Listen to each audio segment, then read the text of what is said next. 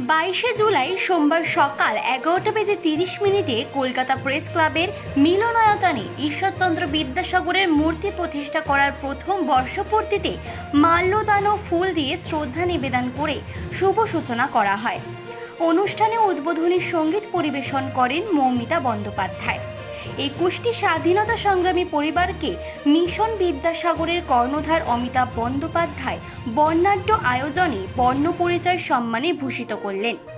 বর্ণপরিচয় অনুষ্ঠানে কলকাতা প্রেস ক্লাবের সভাপতি স্নেহাশিস সুর ও সম্পাদক কিংসুক প্রামাণিক, সহ সম্পাদক নিতাই মালাকার, কোষাধ্যক্ষ অরিজিৎ দত্ত সহ অন্যান্য বিশিষ্টজনেরা অতিথি হিসেবে উপস্থিত ছিলেন। উৎসবের আয়োজন করেছিলেন এবং বিদ্যাসাগর সম্মান দিয়েছিলেন কাকে বলুন তো? অভিনেতা ভাস্কর চট্টোপাধ্যায়, লেখক, তার বইটার জন্য, মহারানী বিদ্যার জন্য। তো এনাদের জন্য যদি একটা হাততালি হয়ে যাক যে কলকাতা শহরেও বিদ্যাসাগর উৎসব, বিদ্যাসাগর সম্মান আয়োজন করা যায়।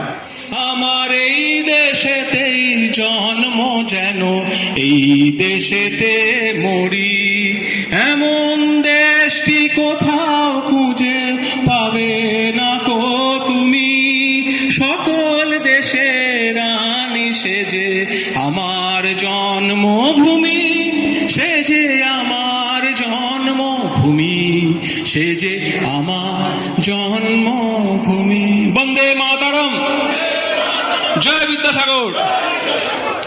কলকাতা প্রেস ক্লাব থেকে তাপস রায়ের রিপোর্ট, চেতনা বার্তা।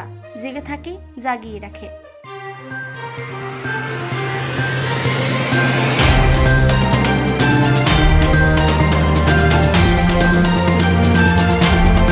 চেতনা বার্তা, জেগে থাকে, জাগিয়ে রাখে।